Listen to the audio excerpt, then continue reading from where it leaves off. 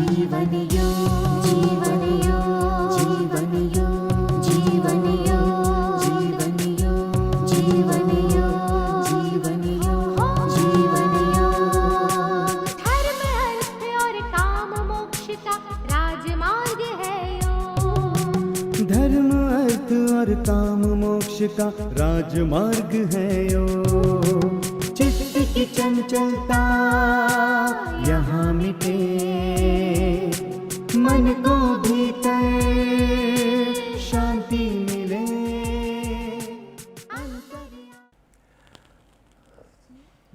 ओम सहनाववतु सहनौ भुनक्तु सह वीर्यं करवावहै तेजस्विनावधीतमस्तु मा विद्विषावहै। ओम शांति शांति शांति। हरिः ओम श्री गुरुभ्यो नमः। हरिः ओम। गुरु भगवान श्री स्वामी शिवानंद जी महाराज को प्रणाम। परमात्मा के प्रत्यक्ष स्वरूप गुरुदेव श्री स्वामी चिदानंद जी महाराज को प्रणाम। भगवान भाष्यकार को प्रणाम। महर्षि पतंजलि जी को प्रणाम। वेदव्यास जी को प्रणाम। सभी संतों को प्रणाम। गुरुजनों को प्रणाम। आप सबके हृदय में विराजित परमात्मा को प्रणाम। नमो नारायण, नमो नारायण, नमो नारायण। कल शाम हमने तीव्र संवेगानाम आसन्नः 21वें सूत्र का चिंतन किया था। आज का जो समाधि पाद का सूत्र है 22वां सूत्र, मृदु मध्यादि मात्रत्वात् तत्तोपि विशेषः। मृदु, मध्य, आधि, मात्र, त्वात्, साधन की मात्रा हल्की, मध्यम और उच्च होने के कारण। कल क्या कहा था? तीव्र संवेगा नाम। हमारी साधना में गति चाहिए। There is no security of the life. Only one security: we are born, we have to die. Where we will die? When we will die? How we will die? No one knows. Shri Chaitanya कहते हैं, निश्वासे कह विश्वास कदा रुद्धो भविष्यति। जो सांस हमारे भीतर गई है वो बाहर आएगी कि नहीं उसका कोई भरोसा नहीं है। इसलिए पल पल छिन छिन बीत जाते, कमाई कर लो। क्या कमाई है? यही राम रतन तन भाइयों। राम रतन धन की कमाई करनी है तो उसके लिए तीव्र संवेगा नाम। हमारी साधना जागृत होनी चाहिए। हमारी साधना में वेग होना चाहिए, प्रमाद नहीं होना चाहिए। प्रमादो नित्य मृत्यु भगवान ब्रह्मण सुत से सन सुजाति यान। पमादो मुच्चनो पदम, ये बुद्ध ने भी कहा है। प्रमाद नहीं करना। प्रमाद will lead you to the callousness, darkness and death. संघर्ष चाहिए, प्रतिपल जागृति, हर सांस में। और ये प्रत्येक सांस की धड़कन में परमात्मा को राम खाओ, राम पियो, राम गाओ, राम हो जाओ। ये ऐसी हो तो क्या कहा यहाँ पर भी? मृदु मध्यादि मात्रत्वात् तत्तोपि विशेष। लोगों की साधना कैसी थी? मृदु होती है, मध्य होती है। ये मृदु मध्य ठीक नहीं है नारायण, ना ठीक नहीं है। तथा तीव्र संवेग वालों में अपि भी विशेष। देखिए, जो लोग तीव्र संवेगान में अपनी, कल का जो सूत्र है 21वां कि तीव्र संवेगा नाम आसन्नः, कि भाई जिन लोगों को साधना में गति है, साधना में रुचि है, साधना में प्रेम है, साधना वो ध्यान से करते, उन लोगों में भी तीव्र मध्य इतना होता है। साधना तो करते हैं, 4 बजे भी उठते हैं, जपमाला लेके बैठते हैं,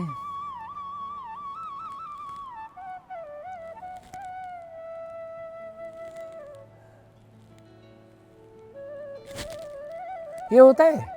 हाँ, सीधा नहीं बैठते, पाँव लंबा कर देते, टेढ़े बैठते।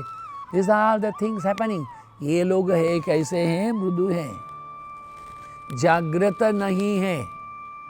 यदि आपने रात में नींद पूरी नहीं की है, सवेरे आप ध्यान नहीं कर सकते हो। रात में 12 बजे, 1 बजे, 2 बजे तक ये टेलीविज़न है, ये मोबाइल है, उसमें चलचित्र पता नहीं क्या दुनिया भर का गोबर देखते रहते हो, तो सवेरे फिर आप 8-9 बजे के पहले उठोगे नहीं। अगर ज़बरदस्ती उठ भी गए तो यही होता है। हाँ, तो ये तो उचित नहीं है। इसलिए क्या करना है? टू स्टार्ट रात में बस शाम को 6:30-7 बजे भोजन कर लो। परिवार में सब लोग साथ में बैठ के 8 से 9 प्रार्थना करो। 9 से 10 आप अपने स्वयं बैठ करके जप करो। महाराज जी तो बिजनेस से ही हम लोग 9 बजे आते हैं, कोई परवाह नहीं, नहा लो, भोजन करो, परिवार के साथ बैठो। 10 बज गया, अब 10 से 11 बजे तक जप करो। जप इज ए मस्ट। जप हमारे जीवन का एक सूत्र होना चाहिए। सूत्रे मणिगणा इव, मोती की मणियों की माला में जैसे डोरा है, हमारे प्रत्येक कार्य में यही होना चाहिए। तब जाकर के हमारी साधना है वो मृदु नहीं, मध्य नहीं, तीव्र होगी। तीव्र संवेग का नाम क्या कहा है? कुछ लोग मृदु होते हैं, ये क्या बताइए? श्रद्धा भी तो होनी चाहिए कि नहीं हमें? जिसका साधन किस दर्जे का है, इस पर भी योग सिद्धि की सिद्धता का विचार निर्भर करता है। क्योंकि क्रियात्मक अभ्यास और वैराग्य तीव्र होने पर भी, देखिए दो बात कही है। क्रियात्मक अभ्यास, बैठ के जप करते हो, घंटी बजाते हो, हाँ करते हो, क्रियात्मक है। वैराग्य, आधा कपड़े पहन लेते हो, एक बार खाना खाते हो, दाढ़ी नहीं बनाते 4 महीना, ये तब तो है। किंतु विवेक और भाव की न्यून अधिकता, विवेक नहीं है। नहीं, हृदय में करुणा चाहिए, परमात्मा के प्रति निष्ठा चाहिए। आपका भगवान आपके मंदिर मस्जिद में बंद नहीं है। जित देखूं उत श्याम सखी रे, ये परमात्मा को सर्वत्र देखे। हाँ, जिधर देखता हूँ उधर तू ही तू है। जा जा ठिकाणी मन जाय माझे, त्या ठिकाणी तुझी पाया धुळे। ये होना चाहिए। यच्च किंचित जगत सर्वम दृश्यते श्रूयते पिवा, अंतर बहिश्च तत्सर्वम व्याप्त नारायण स्थित। यच्च किंचित जगत सर्वम, जगत में जो कुछ भी है, दृश्यते श्रूयते, दिखने में आता है, सुनने में आता है। अंतर बहिश्च, उसके अंदर और बाहर, व्याप्त नारायण स्थित, कोई नारायण है। आप भगवान विष्णु जी की मूर्ति को अभिषेक करो, तुलसी चढ़ाओ, सब कुछ करो, घंटी बजाओ, दिया दिखाओ, 1 डज़न केला भी चढ़ा दो, किंतु नीचे आकर के भाई राम के बच्चे, तो नहीं होता है। उसको बोलो रामलाल भाई कैसे हो, तो ये विष्णु की पूजा, ये पूजा होती है। ये बहुत जरूरी बात है। कभी दूध फट गया तो उसको बोलना, ये देखिए कैसी साधना होनी चाहिए। श्री रामकृष्ण परमहंस देव कहते हैं कि एक व्यक्ति एक चट्टान के ऊपर एक पैर पर खड़ा हुआ था, दूसरा पांव बाएं पांव पर खड़ा है, दाहिना पांव बाईं जंघा के ऊपर है, हाथ ऐसे उठा के खड़ा है। थोड़े दूर सामने इमली के पेड़ के नीचे एक साधक बैठ करके ध्यान कर रहा है। क्या कर रहा है? गोविंद गोविंद गोविंद गोपाल गोपाल गोपाल गोपाल गोपाल, गोविंद गोपाल गोविंद गोपाल गोपाल गोपाल, मेरा गोपाल, ये बोल रहा है मस्ती से। एक दिन महर्षि नारद जी वहाँ से निकले, इनको देख करके वो एक पाँव में खड़ा था। उसने कहा प्रभु वैकुंठ जाओगे? हाँ जा रहा हूँ। भगवान से पूछिए अभी मेरे को और कितना दिन लगेगा भगवान के दर्शन के लिए। ठीक है प्रभु, प्रभु मेरा भी पूछ के आना। वो इमली के पेड़ के नीचे बैठा था वो। ठीक है तुम्हारा भी पूछ लेंगे। ये नारद जी ने पूछा, भगवान को। भगवान बोले जो एक पाँव में खड़ा उसको 3 जन्म और लेने पड़ेंगे। 3 जन्म, हाँ। और वो इमली के पेड़ के नीचे, वो जितने पत्ते हैं पेड़ में उतना जन्म। ठीक है। जब महर्षि नारद जी का पुनः आगमन हुआ तो फिर उस एक पाँव पर खड़े व्यक्ति, बाप जी क्या हो गया बताओ ना मेरे प्रभु। बोला कि हाँ भगवान ने कहा तुमको और 3 जन्म लगेंगे। नारायण नारायण नारायण। वो अपना पोथी पूजा पटाखे उठा करके घर चला गया। क्या 3 जन्म और है? इमली के पेड़ के नीचे, प्रभु मेरा बेटे इमली के पेड़ में कितने पत्ते हैं उतने जन्म। अच्छा, उसके बाद में मेरे को प्रभु मिलेंगे। जय हो। खड़ा होके नृत्य करने लगे, गोपाल गोपाल गोपाल। वहां भगवान प्रकट हो गए। नारद जी अपना सिर खुजला रहे, क्या बात है। एक की निष्ठा कम है, उसकी साधना मृदु है, मध्य है, तीव्र नहीं है। जो दूसरा है उसकी निष्ठा तीव्र है। प्रभु में श्रद्धा है, प्रभु में विश्वास है, प्रभु में निष्ठा है और कंटिन्यूटी, कांस्टेंट अवेयरनेस है। मुझे प्रभु तो मिलने ही वाले हैं। तो इस श्रद्धा में उत्कंठ होकर के हृदय की जो आर्द्रता, वो एक फाउंटेन, एक फुहारा जैसे भक्ति का तो परमात्मा प्रकट हो गए। बहुत जरूरी बात है। क्या कहते हैं कि क्रियात्मक अभ्यास तो जरूरी है, किंतु वैराग्य होने पर भी ये भाव की न्यूनता, अधिकता, व्यवहार में कच्चे लोग। इसलिए विष्णु सहस्त्रनाम कहता है आधा आचार प्रभव धर्म।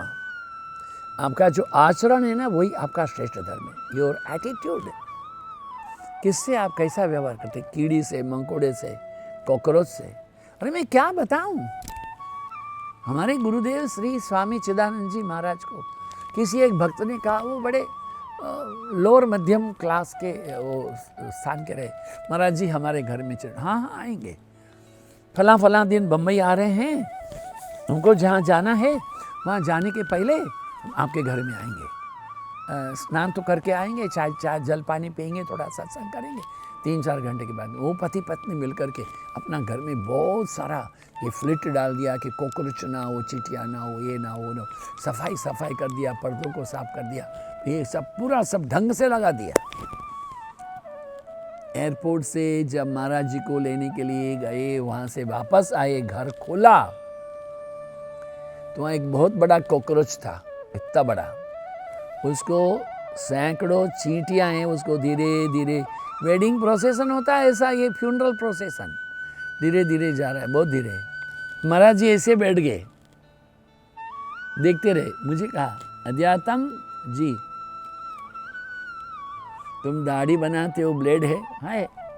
उन दोनों में तो पुराना ब्लेड था, टोपास, हाँ 007 ऐसा होता था। तो हमने दिया महाराज जी को। महाराज जी एक कागज लेकर के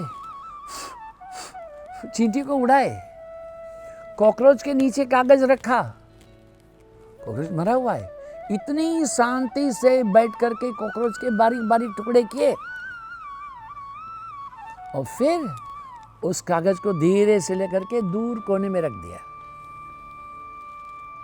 सब लोग देख रहे, महाराज जी कॉकरोच का टुकड़ा कर रहे हैं। क्या बोले पता है? अब चींटियों को अपना अपना भाग लेके जाने में सुविधा हो जाएगी। देखिए कौन सोचता है इसे नारायण, कॉकरोच तो मरा हुआ है। अब सब्जी काटते हो कि नहीं? फिर क्या है, लौकी काट लेते हो, आलू काट लेते हो, तोरी काट लेते हो, गाजर मूली काट लेते हो। हाँ, तो ऐसे इन्होंने काट के रख दिया। किसके लिए? चींटी के लिए सोच रहे हैं, उनको लेने में सुविधा हो जाएगी।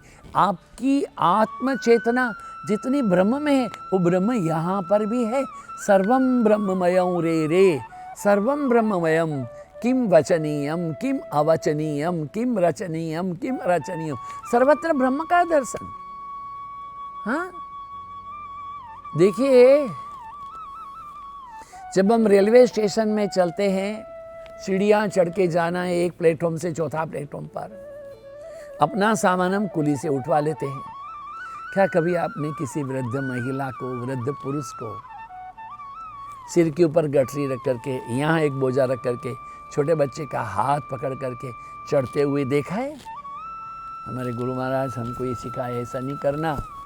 अगर वो ऐसा है, उनके लिए कुली बनवा दो, और कुली नहीं है तो क्या करना? बाबा जी लो, आपका सामान मैं उठाता हूँ, आपके साथ चलूँगा। भरोसा नहीं है, वहाँ पर भरोसा करेंगे कि नहीं करेंगे, आपका अप्रोच होगा तो कर लेंगे। उनकी गठरी तुम खुद उठा के लेके जाओ। अपनी माता, आपके पिताजी ऐसे बोझ उठाएंगे तो आप उनको उठाने देंगे? फिर इनमें क्यों नहीं? यही बात। इसी ढंग से सोचने वाले की साधना है ना, वो मृदु मध्य नहीं होती, वो तीव्र होती है। जो आगे कहा, तीव्र संवेगा नाम। किंतु मृदु क्या होती है? ओए ऐसा धीरे धीरे धीरे चल रहा है। क्या कहा कि अगर आप में क्रियात्मक अभ्यास तो है, सवेरे उठते हो, माला पकड़ लेते हो, वैराग्य भी है, दाढ़ी भी छोड़ते नहीं हो, ठंडे पानी से नहा भी लेते हो, खाना भी दिन में एक बार, ये सारे हैं बात। किंतु विवेक और भाव की न्यून अधिकता, कभी है कभी नहीं है, ऐसे जाने वाला है। तो समाधि सिद्ध होने के काल में भेद होगा। आपकी जो चित्त है उसमें चंचलता बहुत रहेगी, चित्त में स्थैर्यता नहीं होगी, धैर्यता नहीं होगी। इसलिए आपके हृदय की जो ये भावना है, ये इसे डामाडोल चलेंगी तो आपको समाधि नहीं हो सकती है। जिस साधक में श्रद्धा है, विवेक शक्ति है, भाव है, साधारण है। फिर से ध्यान दो, श्रद्धा है, विवेक भी है, साधारण भाव है, वो साधक मृदु मात्रा वाला है, इजी गोइंग, मृदु मात्रा वाला है। हमने आपसे क्या कहा? वो डॉक्टर सूचक साहब के बच्चे, अरे वो दोनों 10वीं 12वीं में ऐसे पास हुए, उनको कॉलेज को नहीं ढूंढना पड़ा, कॉलेज उनको ढूंढती हुई आई। डॉक्टर सूरज न्यूरोलॉजिस्ट हो गए हैं। बताइए क्यों? उनकी साधना मृदु मध्य नहीं थी, तीव्र संवेगा नाम थी, तीव्र संवेग में थी। साधक में श्रद्धा, विवेक शक्ति, भाव कुछ उन्नत है। पहले क्या कहा? श्रद्धा और विवेक साधारण है, तो मृदु मात्रा वाला। किंतु श्रद्धा, विवेक, भाव कुछ उन्नत है, लिटिल गांभीर्य है उनमें, तो वो साधक मध्यम मात्रा वाला है। और जिस साधक में श्रद्धा, विवेक और भाव अत्यंत उन्नत है, वो और कुछ सोच ही नहीं सकता है, उसको सब तरफ वही दिखता है। He can't see anything else. वो परमात्मा को ही देखता है। हमारे गुरु महाराज, हम लोग चेन्नई के एक स्टेशन है, चेन्नई का सब स्टेशन, वो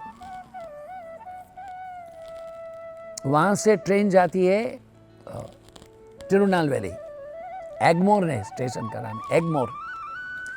वहाँ तो काफ़ी लोग मिलने के लिए आए थे। महाराज जी रात में क्या भोग लगाएंगे?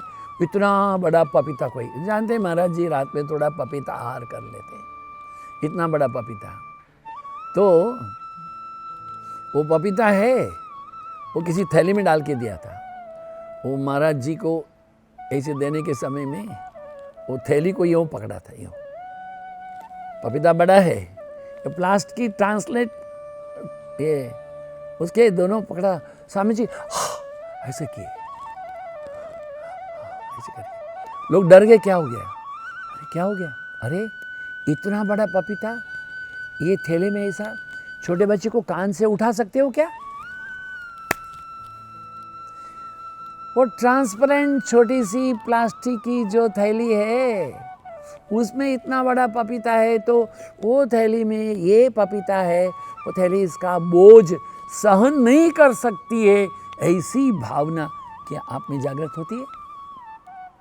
अगर जागृत हो जाए तो समझना चाहिए हमारी साधना है वह मृदु मध्य नहीं है, तीव्र है। क्योंकि अब हम उस प्लास्टिक के थैले में भी परमात्मा तत्व को देख सकते हैं। जीव में, अजीव में जीव देख रहे हैं, जड़ में चेतन देख रहे हैं। छोटे बच्चे को क्या आप कान से उठा सकते हो? नहीं, तो इसे उसको नीचे से उठाओ। हमने देखा है, मैं जब भी कुछ पढ़ता हूँ, रामायण है, भागवत है, गीता है, मेरे लिए तो एक जिंदा उदाहरण मेरे गुरु हैं, मैंने देखा उनको। हाँ, एक बार हम लोग रहे, गंगोत्री में रहे, चारों ओर दूर तक बर्फ फैली हुई थी, रात बहुत बर्फ गिरी थी, सवेरे सुंदर धूप निकली। ठंडी की धूप में बैठना अच्छा लगता है। एक बड़ी शिला के ऊपर गुरु महाराज बैठे, हम लोग भी बैठे थे। उस समय बैठे होने में लोगों में अभी मैं हूँ, एक रामस्वरूप जी, दो ही हैं, बाकी लोग चल बसे। साकेत नहीं है, कुटी माता जी भी नहीं है। गुरु महाराज ने कहा कि इतनी सारी बर्फ को देख करके मुझे मेरी तुंगनाथ की यात्रा याद आ गई। बताइए, खुद अपने श्रीमुख से बोल रहे हैं। एक बार ये मंदिर पट नवंबर में हो जाते हैं, 22-23 नवंबर को गंगोत्री, यमुनोत्री, केदारनाथ, बद्रीनाथ, तुंगनाथ, ये सब मंदिर बंद बिकॉज ऑफ द स्नोफॉल। बोले मंदिरों के, उसको बोलते हैं पट बंद होना। पट बंद होने के बाद में मैंने हमारे गुरु महाराज से, उनके गुरु मैंने स्वामी शिवान जी से अनुमति लेकर के तुंगनाथ जाने के लिए प्रयाण किया। रुद्रप्रयाग में आकर के रात में रहना पड़ेगा, तो वहाँ जब बस से उतरे, साथ में मंदिर रहा। तो मंदिर के बाहर उन्होंने अपने चप्पल खड़े किए, अपनी लाठी खड़ी की, अपना जो शोल्डर बैग था वो रखा। मंदिर के अंदर गए, वहाँ आरती हो रही थी, महाराज जी भी आरती में खड़े रहे। वो आरती में कोई भगत आया है देख करके, और भगत मंत्र बोल रहा है, देख महात्मा है। पुजारी बड़े प्रसन्न हुए, समाचार पूछा और महाराज जी को प्रसाद दिया। बाहर आए तो चप्पल नहीं थे, बाहर आए तो थैला कोई ले गया, कंबल ले गया, स्टाफ ले गया, चप्पल सब कुछ ले गया। गुरु महाराज ने पूछा, मैं कहाँ जाके रात काट? वो सामने पुलिस स्टेशन में काट लो। बिना चप्पल के, बिना किसी साधन संपन्नता के रात काटी। प्रातःकाल पहाड़ में चढ़ना चालू किया। पहाड़ों में सर्दी के दिनों में 3 बजे अंधेरा होना हो जाता है। 5 बजे 6 बजे तो इतना अंधेरा होता है जैसे कि आधी रात हो गई। देखा कोई एक गुज्जर आ रहा है अपनी बकरियों को लेकर के, भेड़ों को लेकर के। महाराज जी ने पूछा, भाई तुंगनाथ कहाँ है?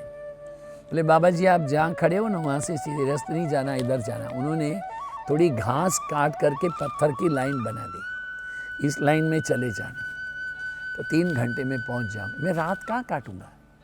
देखो जहाँ ज़मीन में कुछ गड्ढा वगैरह रहा है ना, वहाँ काट लो, तो ऐसी वाली हवा नहीं लगेगी, खाली ऊपर की लगेगी। गुरु महाराज हैं, साथ में साधन तो था नहीं, न ओढ़ने का न बिछाने का। बिछाने के लिए धरती थी, ओढ़ने के लिए आकाश था।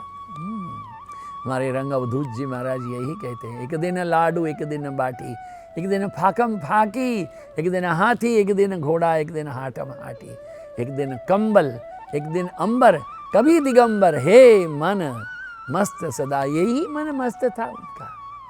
हाँ, बहुत ठंडी बहुत थी, गड्ढे में ऐसे लेटे रहे, कुकड़ मुत्ता जैसे होके लेटे थे। कुछ आधे पौने घंटे के बाद में अनुभव किया किसी ने बहुत बड़ा भारी ब्लैंकेट उनके ऊपर डाल दिया है। You can feel the warmth। आकस्मिक इतना भारी ब्लैंकेट होगा, कोई 4-5 किलो की रजाई हमारे ऋषिकेश में होती है। देखा, धीरे से ब्लैंकेट को खोल के देखूं, थोड़ा बिछाऊं, थोड़ा ओढ़ लूंगा। ब्लैंकेट नहीं था, वो जंगली भेड़िया था, इतना बड़ा भेड़िया, वुल्फ। महाराज जी ने सोचा वो मेरी गर्मी ले रहा है, मुझको अपनी गर्मी दे रहा है, व्हाट्स रॉन्ग इन दैट। रात भर महाराज जी ऐसे ही लेटे रहे, अच्छी नींद काटे। सवेरे वो भेड़िया भी यूं यूं करके महाराज जी की चंपी करके उठ करके चला गया। फिर महाराज जी हैं गुरु भगवान स्वामी चिदानंद जी महाराज, वो 3 घंटा चले बताई हुई दिशा में। तुंगनाथ का मंदिर तो पूरा बर्फ से ढका हुआ था। महाराज जी के जो सेवक है रामस्वरूप जी ने पूछा, जब तुंगनाथ का मंदिर बर्फ से ढका हुआ था फिर आपने दर्शन क्या किए? गुरु महाराज बोले, ओ जी दर्शन तो रात में देके ही गए थे। देखिए ये होता है, मृदु नहीं है, मध्य नहीं है, तीव्र नहीं है, वो कैसा है, निमज्ज है अपनी साधना में, वो सर्वत्र परम तत्व का दर्शन कर लेता है। तो ऐसी जो साधना हो तो क्या होगा, साधन में क्रिया की अपेक्षा भाव का अधिक महत्व है। अभ्यास और वैराग्य का क्रियात्मक बाह्य स्वरूप है, किंतु ऊपर वाले सूत्र में वेग के नाम जो कहा ना, हाँ संवेगा नाम, तो ये भावात्मक आभ्यंतर स्वरूप है। बाह्य को हमारे हृदय में जोड़ना चाहिए, व्यवहार नहीं है वो क्या है, समाधि के लिए सर्वत्र परमात्मा की दृष्टि का एक श्रद्धा भी चाहिए, विवेक भी चाहिए, भाव भी चाहिए, और जब हम इन तमाम को जोड़ देंगे तो हम परम तत्व की प्राप्ति, परम तत्व स्वयं हमको खोजता चलाएगा। ओम पूर्णमदः पूर्णमिदं पूर्णात् पूर्णमुदच्यते पूर्णस्य पूर्णमादाय पूर्णमेवावशिष्यते। ओम शांति शांति शांति। हरि ओम श्री गुरुभ्यो नमः। हरि ओम। आप सबकी उपस्थिति के लिए धन्यवाद, आप सबके समय दान के लिए धन्यवाद, आप सबके हृदय में विराजित परमात्मा को प्रणाम। नमो नारायण, नमो नारायण, नमो नारायण। ओम शांति शांति।